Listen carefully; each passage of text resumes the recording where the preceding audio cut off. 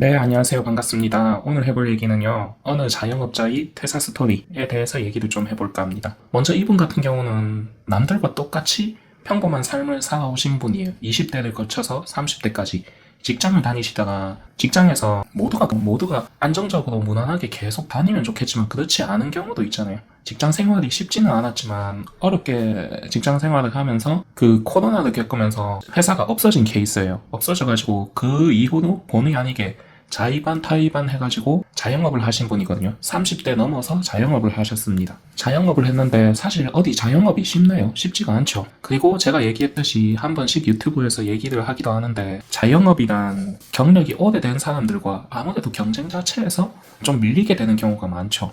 그래서 이분 같은 경우는 직장을 나와가지고 다시 직장을 들어가자니 본인이 했던 직장에서 일했던 경력을 안 쳐주더라는 겁니다. 아무래도 생산직이나 공장 쪽에 있다 보니 단순 반복직을 하다 보니까 급여는 올라갔지만 다시 직장을 넣자니 30 초중반의 나이에 회사에서도 신입으로 받아들이기도 그렇고 그렇다고 여기에서 직장에서 경력직으로 되기도 그렇고 그래가지고 어차피 본인이 나와서 다시 직장을 가는 것보다 자영업에 대한 고민이 많았어요. 요거를 예전부터 해보고 싶었다고 하더라고요. 그래가지고 자영업을 하게 됐죠. 정확한 업종은 요식업입니다.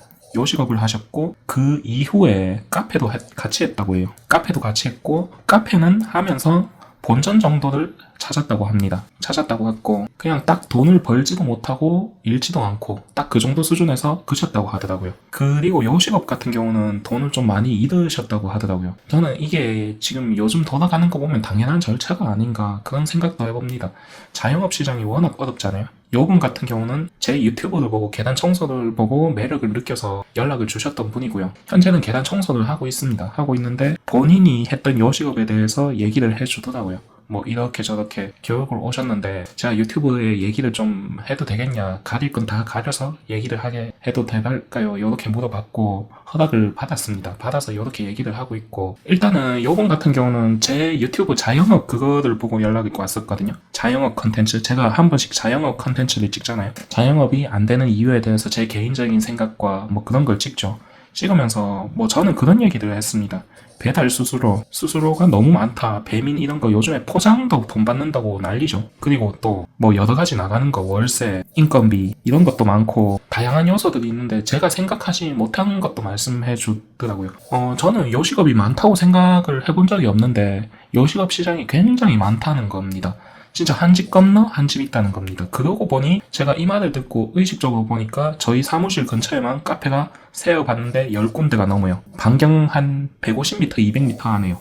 이디야 카페 있고 블루샷 카페 있고 컴포즈 있고 하삼동 있고 그리고 개인 카페가 한 4, 5개 되고요. 굉장히 카페가 많더라고요. 그럼에도 불구하고 카페가 더 들어오고 있는 실정이고요. 그리고 무인 아이스크림도 막 생기고 있습니다. 요즘에 무인 창업이 유행인가봐요. 저는 개인적으로 무인 창업이 굉장히 위험한 사업 중 하나라고 생각하거든요. 왜냐하면 큰 돈이 들어가기도 들어가지만 그게 과연 무인으로 완벽하게 운영이 되느냐.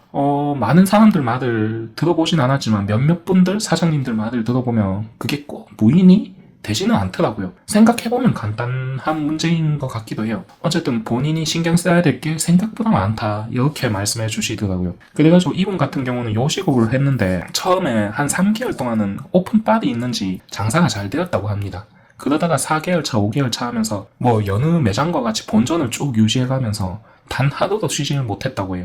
왜냐하면 쉬면은 다른 업체에서 치고 들어오니까 그래가지고 쉬지도 못하고 그렇게 일을 하다가 그래서 몸은 점점 망가지고 자기가 생각했던 삶이 아닌 거죠. 요식업이라는 게 생각보다 일이 굉장히 많다고 합니다. 영업시간이 10시에서 15시면은 앞뒤로 2-3시간씩 재료 준비를 해야 되고요. 그리고 마감 준비도 해야 되고요. 영업이 끝났다고 해서 땡이 아니라 청소도 하고 1-2시간 정도는 더 매장에서 일을 합니다. 하고 그러다 보니까 본인이 생각하는 삶이 아닌 거죠. 이게 만나라는 10시간이 넘게 투자를 했는데 돈은 막상 가져가는 건 크지 않고 본인 월급 정도? 앞에서 회사에서 다녔던 월급 정도를 가져갔는데 문제는 직장을 다닐 때는 주 5일이었습니다. 생산직이었고요.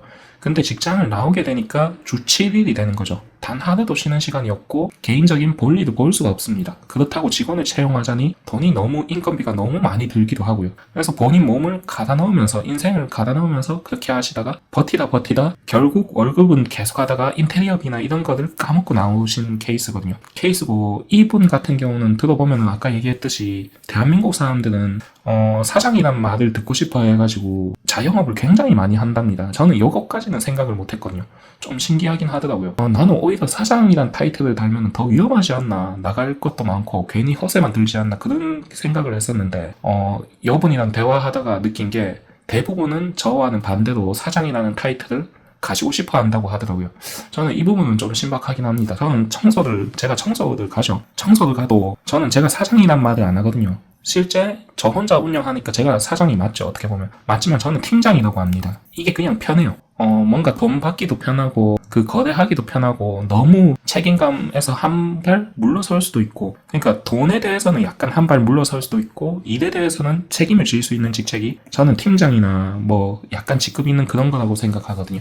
팀장 하면 약간 있어 보입니다. 그 일에 대해서는 좀 괜찮아 보이죠.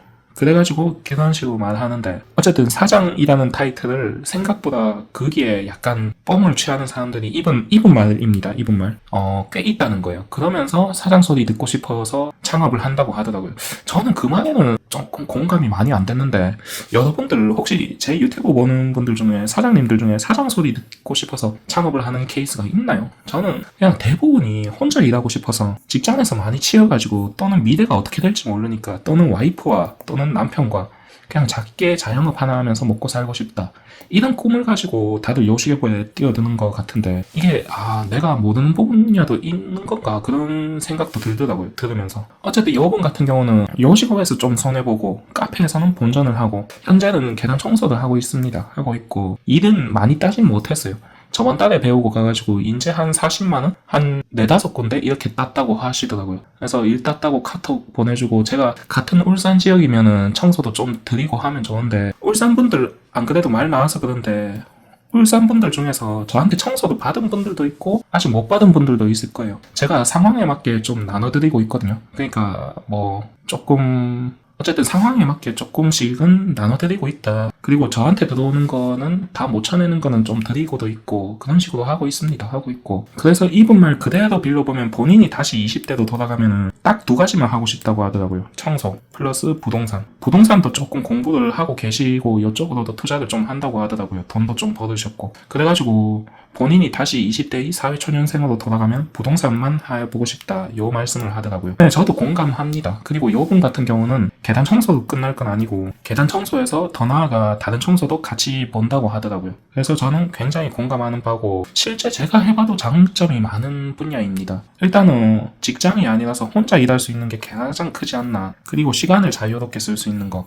저는 이 2가지를 굉장히 계단 청소나 그 청소의 매력으로 보거든요. 뭔가 청소도 각각의 장단점이 있습니다. 뭔가 매트리스나 방충망이나 뭐 여러 가지 그런 것들의 장단점도 있고요.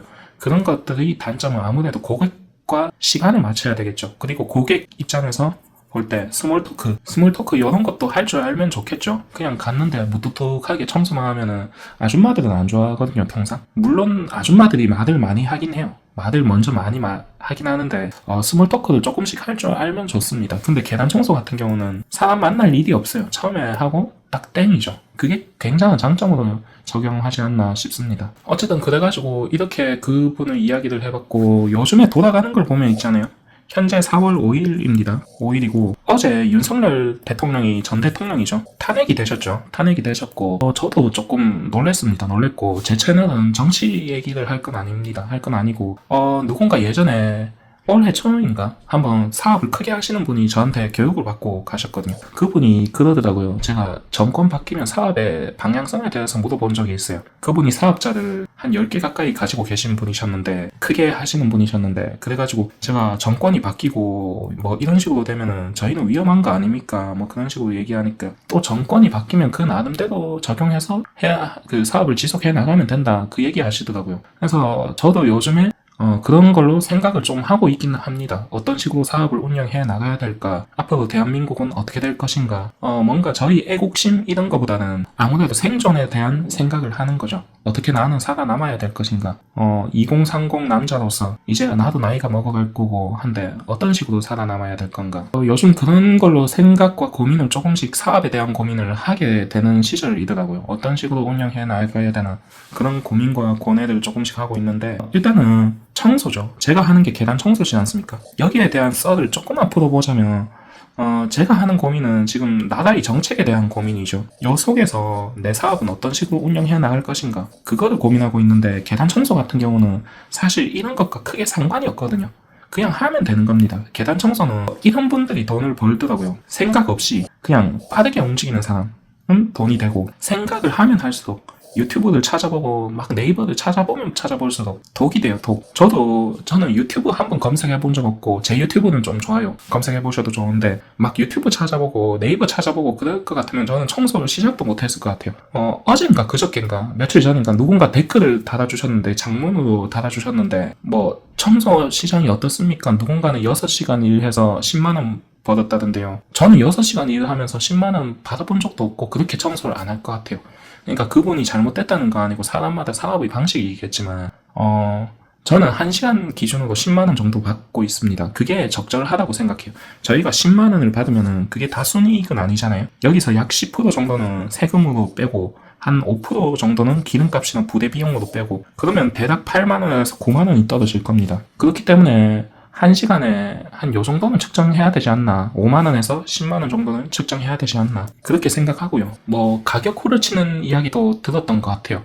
실제 고객들을 만나보면 저도 똑같거든요. 저한테도 가격 호를 치는 사람이 있겠죠, 당연히. 근데 제 유튜브에 얘기했듯이 저는 다수의 청소를 확보하고 그거를 정리하는 방향으로 가면서 좋은 청소들을 남기기도 했고 실제 청소 가격을 후려치는 비율은 약 10%에서 20% 정도는 돼요. 그 중에 한 10% 정도는 그냥 아예 안 될 고객들이고 그냥 하면 안 되는 고객들이고 나머지 10% 절반 정도는 설득을 하면 된다. 근데 청소업자들이 지금 욕먹는 이유가 제가 앞전에 입주 청소 영상을 올렸죠. 입주 청소가 지금 뭐 몰락하는 이유 그런 얘기들 올렸잖아요.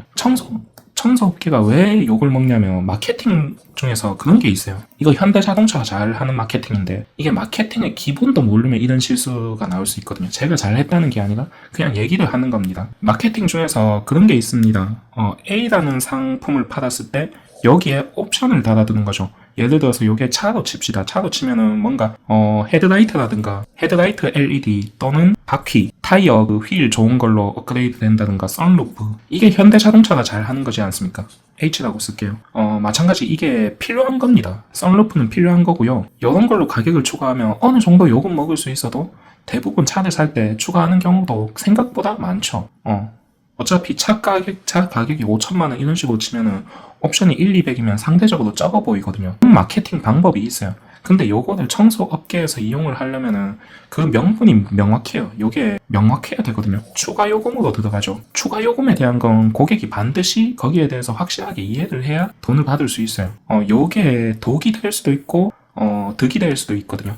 마케팅이라는 거는 잘 쓰면 득이 되고 잘못 쓰면 독이 됩니다. 지금 청소업계에서 이게 욕을 먹고 있는 부분이 물론 대부분 정직하게 합니다. 정직하게 하는데 일단 일을 따야 되니까 굉장히 저가로 마케팅을 해놓고 가서 막 추가 요금을 요구하는 겁니다. 당연한 건데 어떻게 보면 자동차를 치면 타이어는 당연히 있어야 되죠. 그런 거를 추가 요금을 요구하는 경우 부당하게 그 마케팅처럼 느껴지면서 화를 내는 거죠. 그래서 저도 마케팅 책을 많이는 안 읽어봤거든요. 한 10권 이내로 읽어봤어요. 근데 이 마케팅에 대해서 조금만 공부를 해보면은 이 추가 요금이나 광고에 대해서 좀 조심해야 되는 걸 설명을 해주는데 그래서 이런 거를 알면 좋지 않을까 생각해 봅니다. 생각해 보고요. 그래서 말을 하다가 좀 가해로 샜는데 계단 청소 같은 경우는 생각이나 고민보다 막상 실행하는 게 훨씬 크더라. 빨리 움직이는 사람은 빨리 해요. 바로 수익을 냅니다. 근데 수익을 못 내는 것도 있거든요. 세종시 이런 것은 돈이 안 나오더라고요. 세종시나 뭐 인천 이런 데는 계단 빌라 자체가 많이 없고 원룸이 많이 없기 때문에 오피스텔이 많다고 하더라고요. 많아가지고 그런 데는 안 나오는데 그래서 보면은 생각 많이 하는 사람보다 바로 행동하고 움직이는 사람들이 낫더라고요. 아무래도 수익을 빠르게 올리더라고요. 그래서 이 청소라는 작업이 저 같은 경우는 컴퓨터를 어느 정도 하거든요. 근데 AI니 뭐 스마트니 뭐 자동화니 이런 거 다 필요 없다고 생각해요. 개인적으로는. 뭐 이걸로 돈 많이 버는 분도 있을 겁니다. 특히 요 자동화. 아니 뭘 자동화합니까? 무인 아이스크림이든 뭐든 다 사람이 손길이 닿아야 되는데, 또는 손길이 안 닿는다면 그만큼 수익이 줄어들겠죠. 그리고 현재 그게 달콤한 말이니까 모두가 이쪽으로 자동화에 몰리지 않습니까? 이게 일하다 보니까 자동화 수익, 내가 손 안 대도 자동화 수익 올리고 나는 놀면서 돈 번다.